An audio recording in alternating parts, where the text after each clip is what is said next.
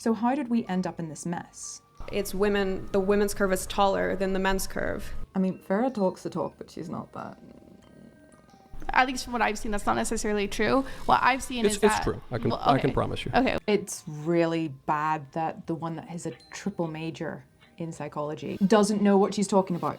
Back to school you go. You guys are Because the colleges prescribing... are total nonsense now, and they have a bunch of fake majors, and it's a scam. I'm totally with him on this. Education is a massive, massive scam.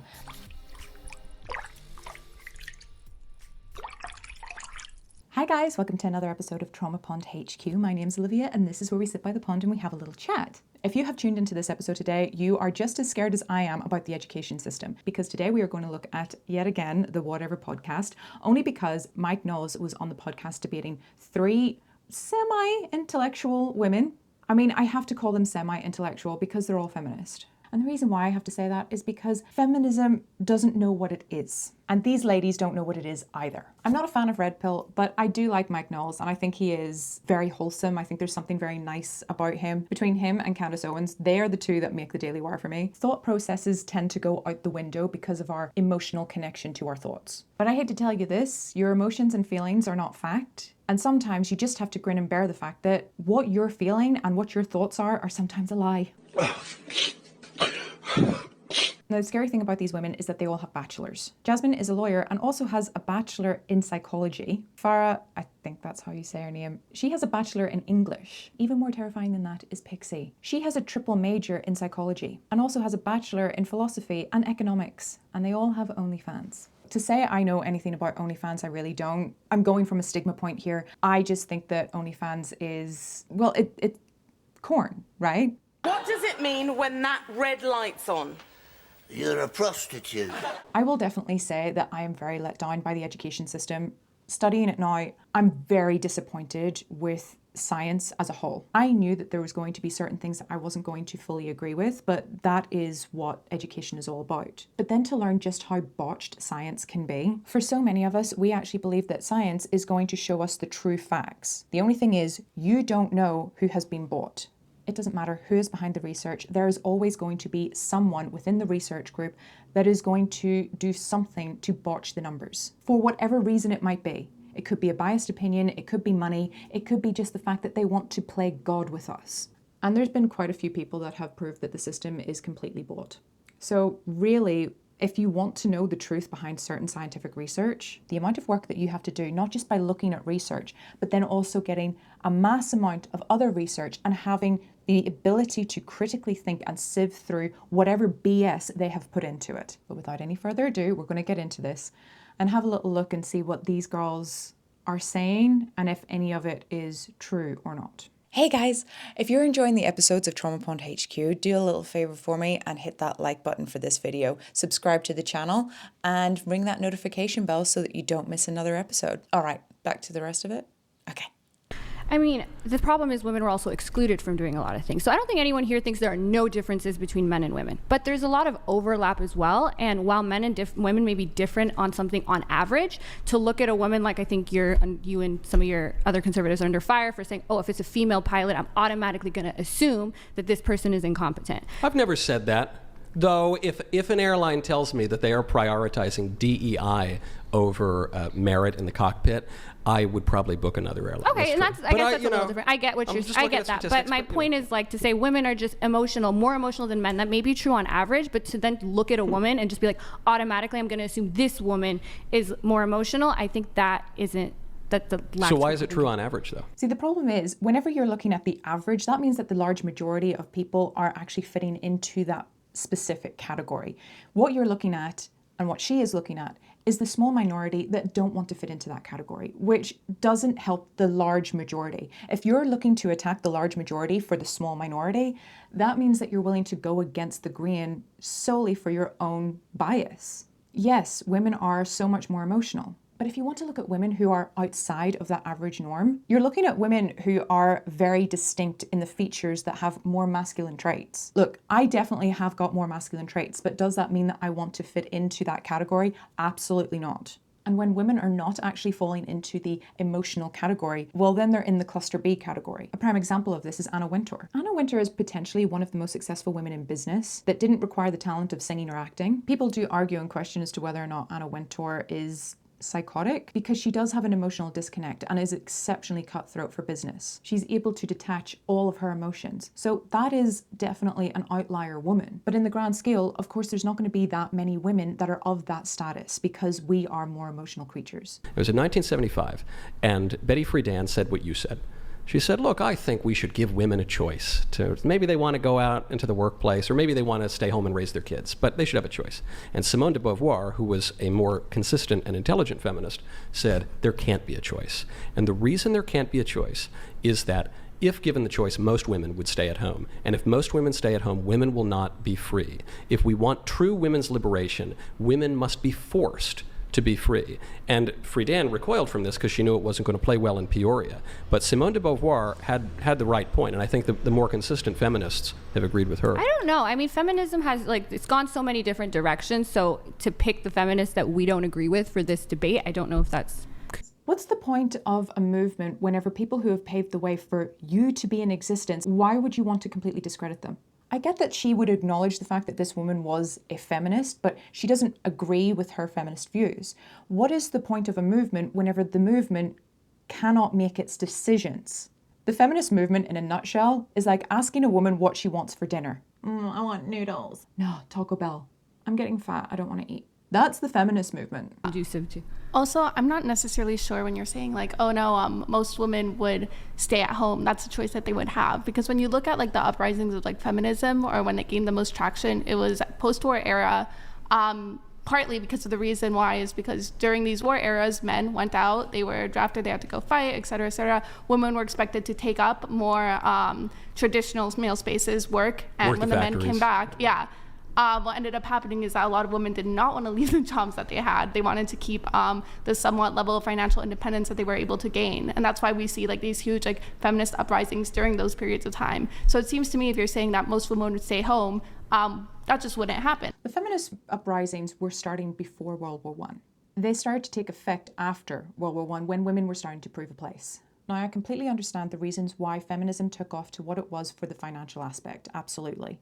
But in large, and we are seeing this all over social media, women saying that they don't want a girl boss, that they don't want to work the 9 to 5, and they're really peeved that the feminist movement won. So how did we end up in this mess?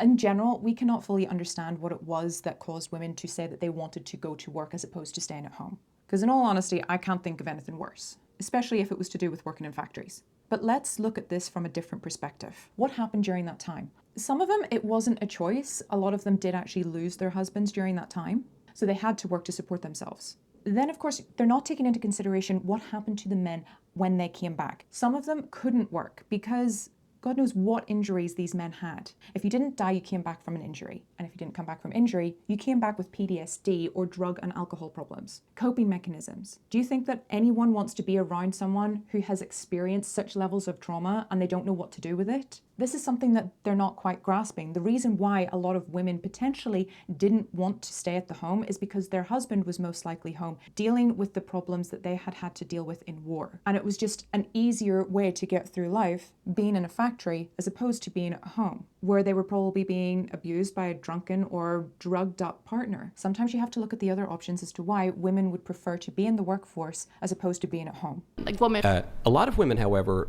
seem to feel not that they have the choice to go to work, but that they have to. And this is expressed in a famous study that came out of UPenn and was published by Yale in 2008, which was the paradox of declining female happiness. And I love the way this study opens up. Right in the abstract it says, despite the past 35 years, I'm paraphrasing, but despite the past 35 years showing so much marked progress and improvement in the lives of women, women's happiness, according to this meta-analysis, has declined, both absolutely and relative to men. So it's not even just that everyone got more miserable because of, I don't know, a bad economy or something. Women in particular became less happy, despite all these objective improvements to their lives. So to me, the obvious rejoinder to that is, well, maybe those objective improvements, namely feminism, that's the thing that happened between 1973 and 2008, maybe that wasn't an objective good. Maybe that was just illusory. Well, to me, the obvious rejoinder of that is that women are becoming disillusioned with the life they had prior. They're like leaving the cave, so to speak, allegorically. And also,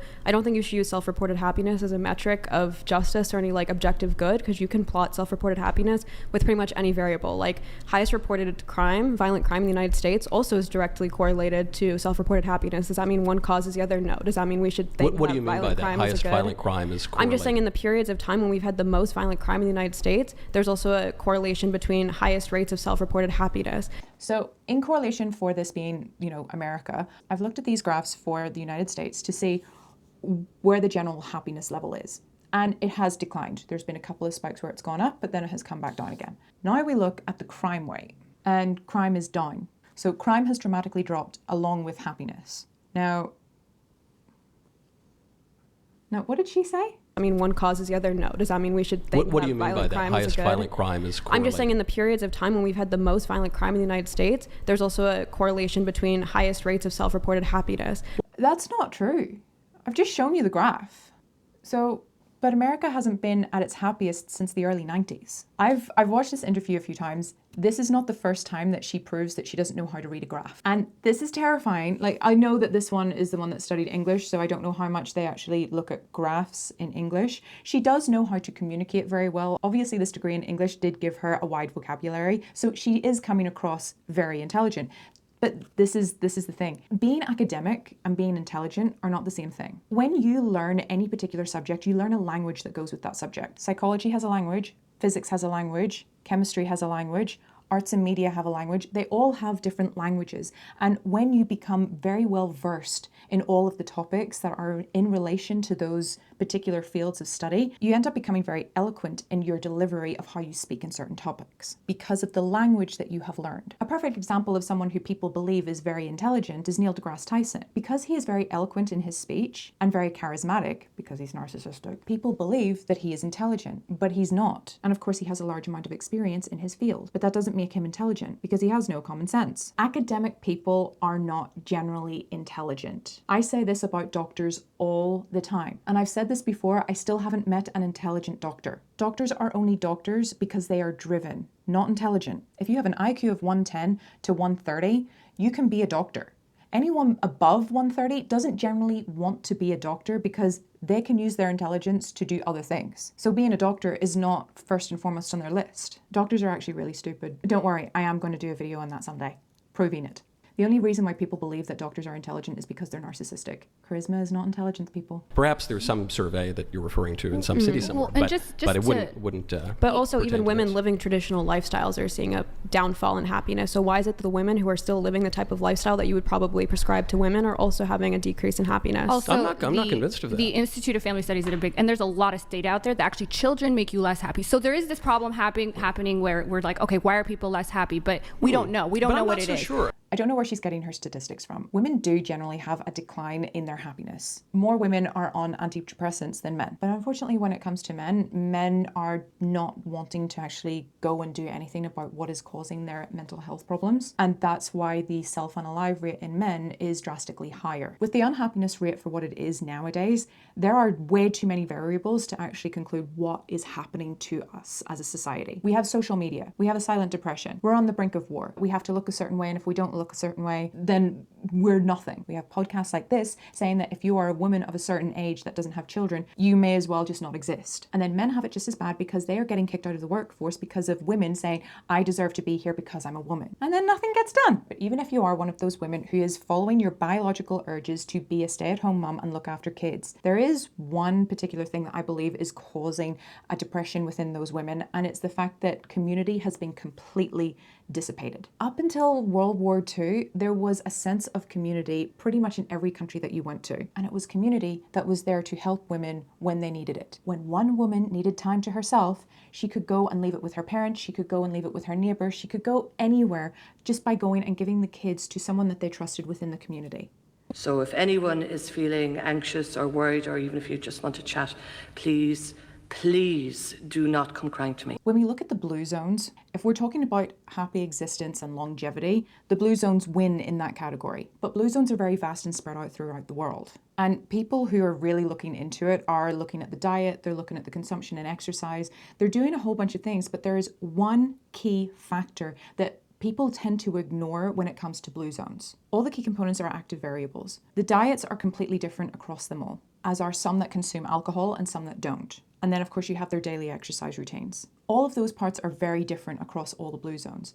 But one key component of the blue zone areas, the family unit is very strong, as are the communities. And that's one consistent thing across all the blue zones. So if we're looking at places that have got high success rate with health and happiness, look at them. It's not just about what they do in a day-to-day life, it's what their community does for them as well. Do we live in the patriarchy? And if so, and I want everybody to respond, do we live in the patriarchy? And if so, is the patriarchy good or bad? I think it's such semantics at this point. As of now, I'm going to say I don't think we necessarily live in a patriarchy. Do I think women are marginalized in a disproportionate way in relation to men? 100%. But would I use the term patriarchy as a blanket term? Not necessarily. Okay. If we're defining patriarchy as a system of power where men uphold most of governance and social power, I would say that there is an argument to be made that we currently live in a patriarchy. Whether that's good or I personally am of the thought that that's bad, but yeah, it depends on what definition you guys want to use. I'm open to it. Do you guys concur with her definition of patriarchy? Can you repeat it? Sorry. Basically, it's a system of power where men hold most of the capital. Yes, the social. basically, Yeah, most of yeah. the capital, social, political power. So obviously we know historically this is true. And if we're looking at a global level, are we going to like refine it to like United States? Because these are going to be very different conversations. And West, we could also in the consider West. So I would say like, and you see this, that like it's more prevalent in countries that are poorer, that have less technological advancement, as industrial machinery became a thing, and education and all that. And so now I don't think like in the West, I'm not going to sit here and say like women don't have equal rights. I think some of that history in certain ways, like in maybe culture and our perception of men and women is still here, but no. And I would say that it hurts men and women to the same degree in some ways. Yeah, I would say that. Okay, so Farah, you don't think that there's a patriarchy, or are you unsure? I think the word patriarchy is a bit harsh, and I don't know if I would apply it to how we live in the West now. Okay, but you two do believe there's an argument to be made depending on what level you're talking about when it comes to power, or how much power you have to establish patriarchy. 1 minute. Okay, so this is the dictionary term of patriarchy. A system of society or government in which the father or the eldest male is head of the family and descent is recognized through the male line. That's what it says a patriarchy is. There's another definition on Google. A system of society or government in which men hold the power and women are largely excluded from it. I mean, I know I exist. Men holding power, I spoke about Anna Wintour before. She is a force to be reckoned with within her industry. But when it comes to business, yes, I would definitely say that business is much more male dominated. But there's a reason for that. Business requires cutthroat decisions. Business requires aggression. Now, it's unfortunate that it just so happens to be that way, but that is the way that it is. And of course, I live in Australia. The best jobs for men are tradie jobs. Plumbers, mechanics, chippies, road workers. Like, those are very male-dominated fields. And they pay more because they are risky jobs. Very few women are going to want to work in the mines. Don't get me wrong, there's quite a few women that do work in the mines, but they're not doing the same jobs as men. I'd say 90% of the people that work on the machines in the mines are definitely men. Why is there not more women in it? Because it is exceptionally hard work, especially with the fact that you're working in the desert. It is stinking hot. It is heavy work. A lot of women wouldn't be able to pick up most of the tools. And then there's the other hardcore jobs like farming. I grew up in a farm. My dad did not want his girls on the farm. It didn't stop us. The other thing that drives me crazy about this, they don't know definitions. Words are words, and yes, there are certain words that can be used for a multitude of different things at the same time. The fact that society no longer holds the same meaning to the same words, like patriarchy, matriarchy, feminist, what is right, what is left, what is liberal, what is conservative, what is a bigot. That's the funniest one to me. People that use the word bigot don't actually know what it means. The fact that people are now looking to use the word racist whenever you're calling someone fat, or saying that 2 + 2 = 4 is racist. When you start using words out of the context of what it is for, words have no meaning. Farah has a bachelor's in English. Like, she's breaking my brain in the way of, this is insane. What do you think the ideal form of marriage is? Like the woman goes to college and then she meets a guy in college and then she taps out of her career? I don't know that going to college is really great for anybody these days. I'm pro-education, obviously. I mean, and I'm not even one of these conservatives who says, you should all just study engineering or whatever. I think that's bunk. I think you should read old books and acculturate yourself. But I don't think most colleges accomplish this these days, including the really fancy colleges, Harvard, Yale, Princeton. I don't know that maybe you can get an education there. I'm not totally convinced you can. And so, I get women should be educated. But, frankly, these days, you send your kids to a homeschool co-op, they'll start learning Latin in the 3rd grade. You send your kids on the track to go to Yale or Harvard, and they're probably not going to know anything by the time they graduate. I totally agree with him on this. Now that I'm back at university studying again as a mature student and I'm seeing what is actually being taught and the type of people that are in these classes, the education system is a massive scam on so many different levels. Like, obviously government has really screwed over education systems. I explained this in one of my last videos. Studying psychological sciences is a pathway for you to learn what kind of a psychologist you want to be, and I see it as a massive scam. I do not understand why there are so many different forms of psychology whenever it all marries into the same thing. But then you have the institutions that are making people pay tens of thousands, if not hundreds of thousands of dollars within America for fashion degrees, for art degrees of any kind, because there's so many of them. There's music, there's hospitality, there's travel and tourism. What is the point of those degrees? Believe me, I know, I have a performing arts degree. It is pointless. Why do you need a degree in music? You just have to learn. You can go that extra step and do the research for yourself to learn the history of music, but what is that going to do for you? Travel and tourism, it does not make any sense to me. If you want travel and tourism, travel. If you're one of those people, just fly away. I'm totally with him on this. Education is a massive, massive scam.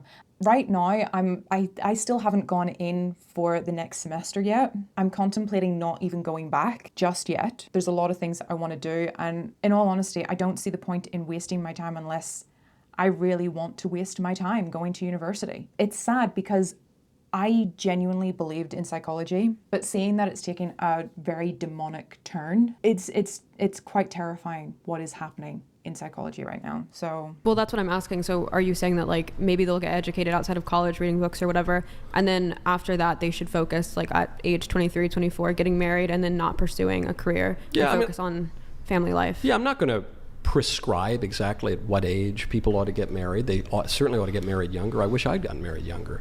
But I don't... But you would prescribe that they focus on a career with precedence. Generally speaking, I think women will be less happy if they are going to the widget factory to work for Mr. McGillicuddy so that they can make money that I will then receive from my wife to pay some other woman to raise our children. Mm-hmm. I think that's an extremely inefficient and disordered way to have a marriage, and I don't think it makes anybody particularly happy. I guess it confuses me coming from a tradcon because you guys believe in the design of a lot of things. You believe in like the design of sex and what's like the most optimal use of sex. Why did God give us sex? Yes, and you would say like the end of sex would be to pair bond and reproduce. So if women were not meant to pursue careers, why would God, according to your Christian purview, you're Christian, right? Yeah.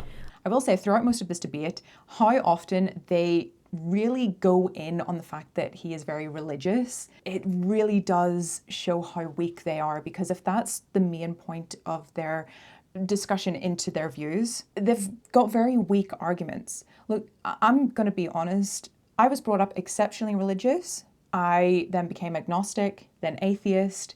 Now I'm starting to find faith again, which I find very bizarre, and it is a crazy journey, and it's very scary to be kind of called back towards your faith. And if anything, I do need help and guidance with it. I just don't know where to turn other than the Bible. I feel like I get much more value whenever I'm surrounded by people who have the same values.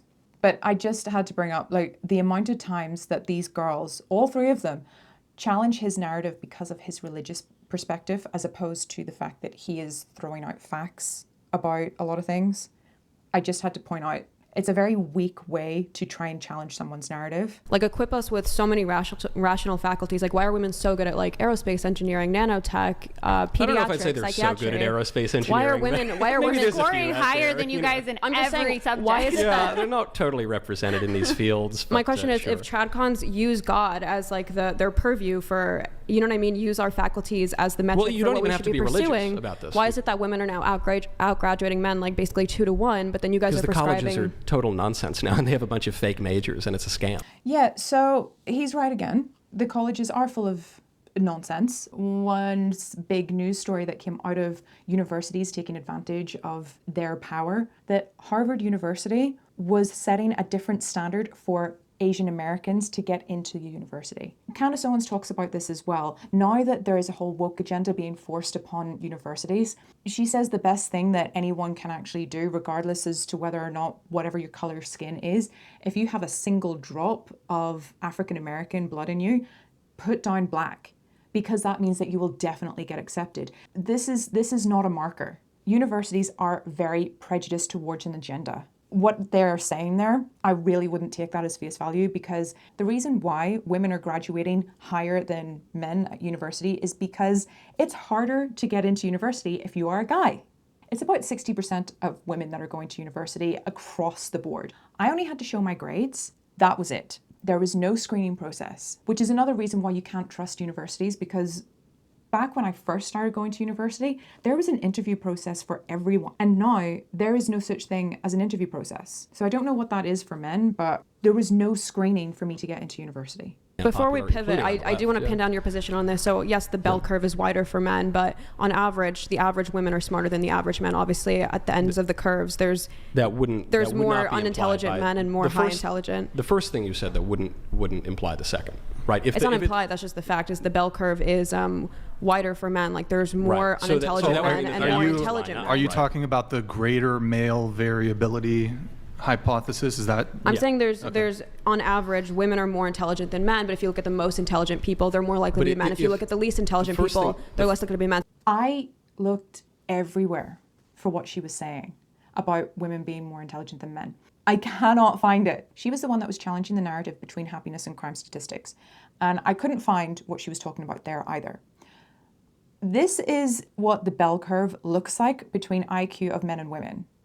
So I don't know if she doesn't know how to read a graph, but this graph actually shows that men are more intelligent only by a fraction. Generally, they're around the 5-point mark, more superior with intelligence than women. For women, we do have the ability to do the same things education-wise as men. Absolutely. Everybody does, independence with your IQ. Men, on average, do have a higher point of IQ above women. In saying that, women have a higher EQ above men. Where the massive strength is in a man, there is a weakness that the woman gets. And where the strength of women are, they complement men by completing that. Yes, men have higher intelligence. They are stronger. Women have the emotional intelligence and they know how to care. That's how the yin and yang works. The claim that you made at first, which is that men and women have bell curves, the men's bell curve being wider than the woman's, would not imply that the average woman is smarter than the average man. Oh, no. It would line them up exactly. The curve itself right? implies or actually indicates that it would on just average... be the extremes. No. If you actually look at the curves at the top, it's women. The women's curve is taller than the men's curve. Now, it is very scary. The fact that this girl cannot tell the difference between the bell curve of men and women in this graph is shocking. By the way, if you don't know how to read this graph and you want to argue with it, that's absolutely fine. Back to school you go. There are women that are exceptionally intelligent, but if you look at the most intelligent people in the world, there are very few women on that list. There's another factor as well. Women cannot be smarter in the relationship. If a woman has a higher intelligence than the man that she's with, it's not going to last because she's not getting the intellectual stimulation that she needs. Men can deal with it. Michaela Peterson also covered this on her podcast. The more intelligent you are as a woman, you can't get a partner. So if you're asking me, is my partner intelligent? He makes me feel thick as shit. I like it. This is something I also wanted to point out to earlier. You're saying that like, oh, people are having less children, that's a bad thing, but I don't know if that's necessarily a bad thing. And the reason why, at least from what we see when we compare... In a community that is more likely to put us in the near occasion of sin, we're more likely to fall into that. Today, porn is everywhere, right? You can't drive down the street. You certainly can't open social media without that. And if there's more temptation everywhere, you're more likely to fall into it, even if you know it's wrong. And so now we point to those people, we say, well, they're hypocrites. No, they're not hypocrites. They're human beings who have a standard and fall. You think they're fall short of victims it. to like just the rampant porn industry? Yeah, I think the porn industry certainly victimizes people. Do you think porn worsened it more than prior? Like, do you kind of blame the porn industry? Yeah, I think And porn what are industry is the- awful and should be Wait, wiped off the face of the Can earth. we talk about what consequences you're seeing since the proliferation of porn that makes society so much worse? Look in the mirror, woman. Seriously, look in the mirror. You're going to ask the question, what has porn done to society?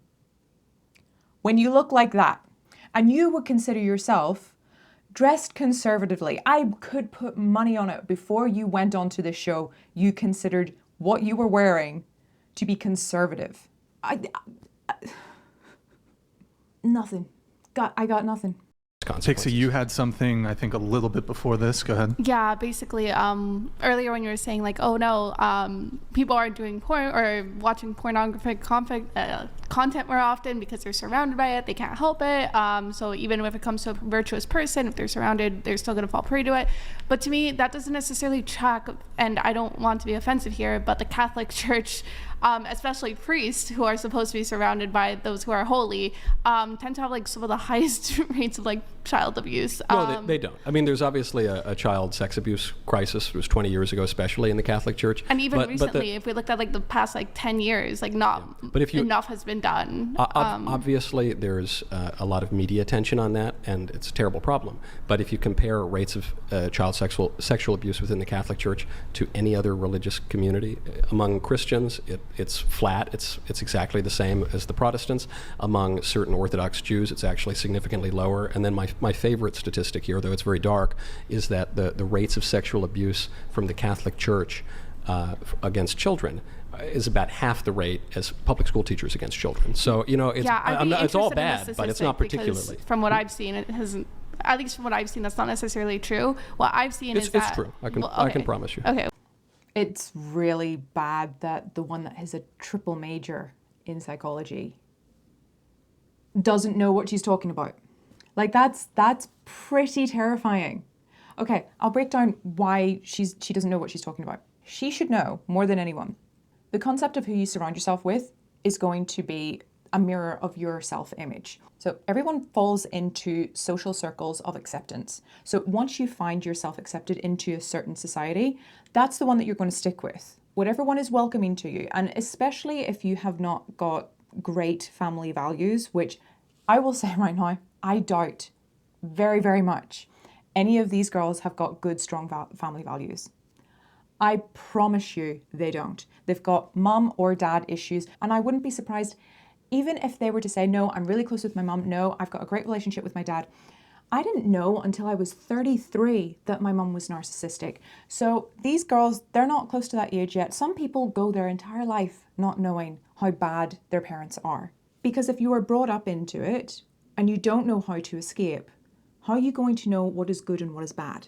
Onto the unfortunate Catholic Church, Pope hiding every single molester that there was and is still doing it. I have no doubt in my mind that there are still priests that are under the radar and committing crimes. I have no doubt in my mind. But he is right. The statistics on it are a lot lower. But then again, we don't know just how much the Catholic Church has hidden. Considering how powerful the church is, the Catholic Church has the most real estate throughout the entire world. That's pretty powerful. So many other avenues in which children are being exploited. Hollywood is a fantastic example of that. And there are so many celebrities that you worship that are within this disgusting clan. In saying that though, when we're talking to the vast majority of the regular population, porn has got an effect on that. Jubilee did a fantastic episode. The episode was called If Teen Boys Were Honest About What They Watched on the Internet. And they talk about their porn addiction and just how bad it got.